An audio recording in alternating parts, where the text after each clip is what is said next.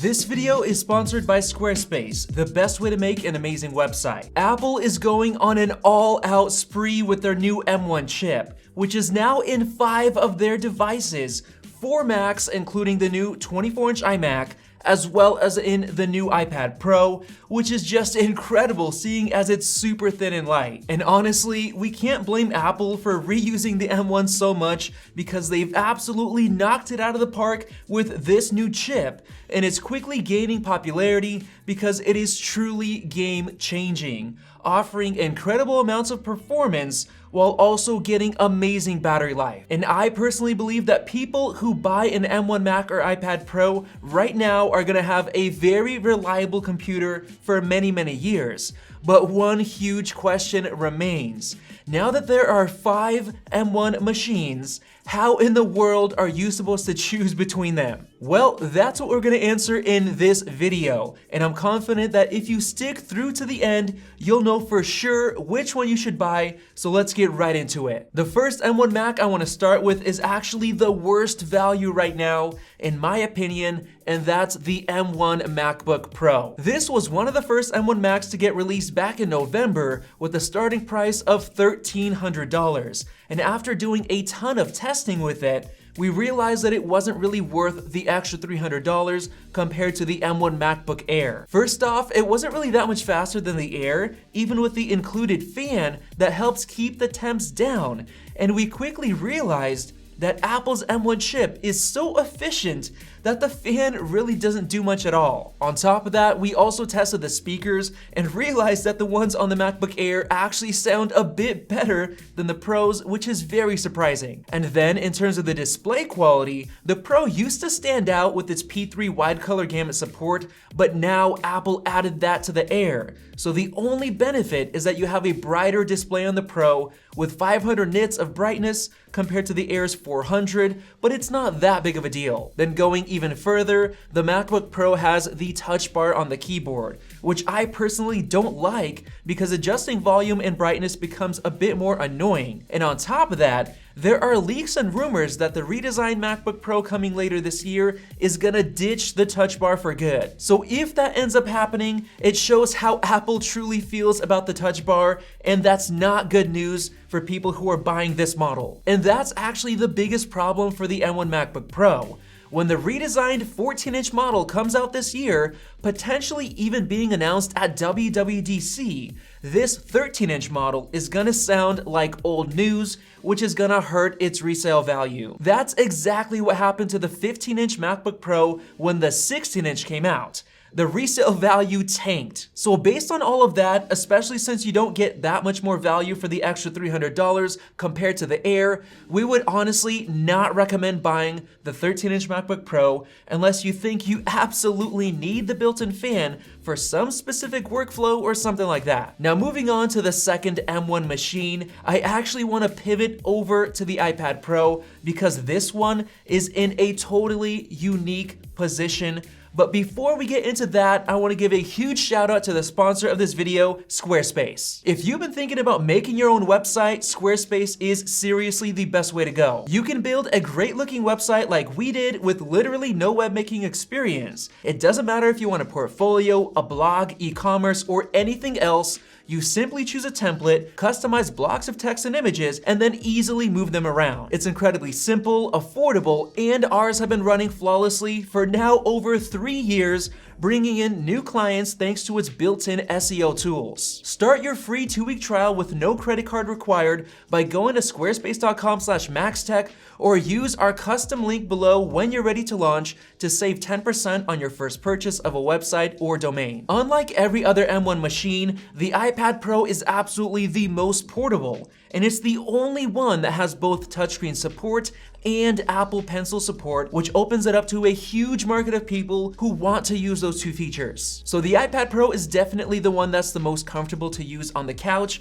or actually anywhere, since it's the only M1 machine that comes with optional 5G cellular networking, which is missing on the MacBooks. On top of that, you can get the Magic Keyboard case, which basically turns it into a super premium laptop replacement with its iconic floating iPad design, which makes it totally unique, and the built-in charging port in the hinge that allows you to use the all-new Thunderbolt port for connecting devices, or even a hub with a bunch of different ports and connectors. However, there are definitely a couple of problems with the iPad Pro. The main one is that you're going to be spending a ton of extra money compared to one of the other M1 machines. For example, the Magic Keyboard case is going to run you at least $300 if you want the 11-inch model. The Apple Pencil is going to run you $125 if you buy it on Amazon.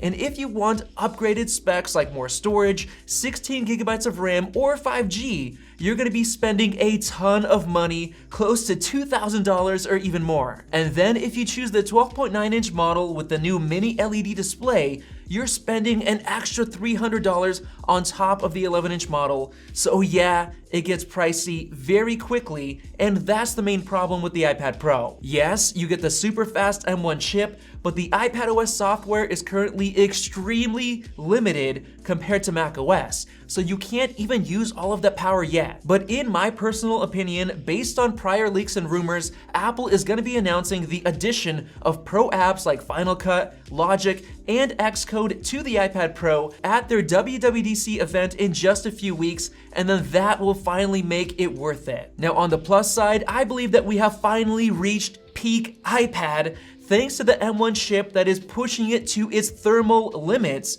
So it's basically as future-proof as you're gonna get, because I don't believe they're gonna be able to squeeze out that much power within the next year or two. So if you're thinking of having one M1 device that can do it all, high performance computing and touch-based features, I fully believe that if you invest your cash into this iPad Pro right now, it's gonna be at least 2 to 4 years until Apple's gonna come out with a really compelling iPad Pro that can even touch this model. But I'd say for overall bang for the buck, the M1 MacBook Air is by far the best value for a few different reasons, so let's get into that model. First off, $1,000 is a killer price for the performance you're getting, basically beating out every other Windows laptop out there, like the Microsoft Surface Laptop 4 that we just compared the MacBook Air to. Even without a fan, performance is great, and the best part is that you don't have to worry about dust clogging up the inside of the system over time, since there is no fan and heatsink to rely on. And compared to the iPad Pro, you're getting the full featured macOS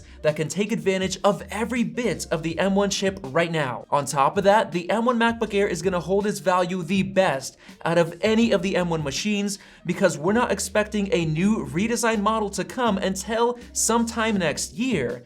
And I personally think that the new one is gonna start at a price of $1,200, and I think that Apple is gonna continue selling this same exact M1 model for $1,000 for the next couple of years, which is exactly what they did in the past with their 2017 MacBook Air, which helped it hold its value. So based on all of that, if you're looking to get the best bang for the buck M1 Mac while having great portability, the M1 MacBook Air is definitely the one to get, and it's actually $100 off brand new right now on Amazon, which is an insane deal, so we're gonna leave the link down in the description below so you can check it out. But wait, we still have 2 more M1 Mac machines that have their own advantages that can absolutely kill those other computers in very specific ways, so let's get into the brand new 24-inch iMac. If you don't really care that much about portability, like let's say you're fine with having a desktop setup, or you want an awesome and reliable computer for your whole family to use,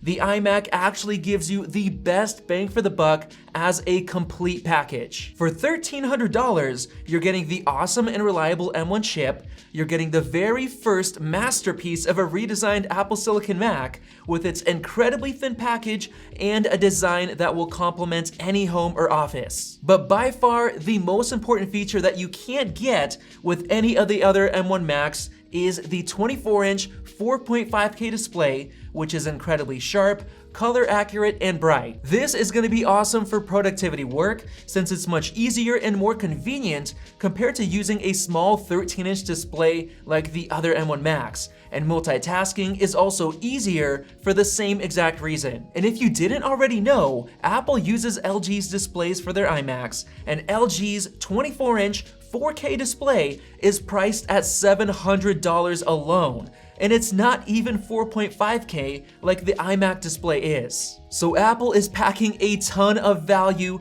for just $1,300 with this new iMac. But it gets even better because it's also got the best speakers out of any Mac ever, the best microphones out of any Mac ever, and the best 1080p webcam out of any Mac ever. And on top of that, you're getting a super reliable Magic Mouse and Magic Keyboard in the box. So if you add up everything that you're getting, this is by far the best bang for the buck M1 machine if you're willing to have a desktop setup instead of going portable. And since it literally just got redesigned, this iMac is gonna hold its value incredibly well going into the future, so that's a plus. Now I know some of you are gonna argue that the M1 Mac Mini is a better bang for the buck, but I'd argue that you won't find a display and peripherals that match the quality of the iMacs without spending more than $1,300. But there are a couple of good reasons to get the iMac, so let's finally finish up with that model. The main advantage that you get with the M1 Mac Mini is that it now comes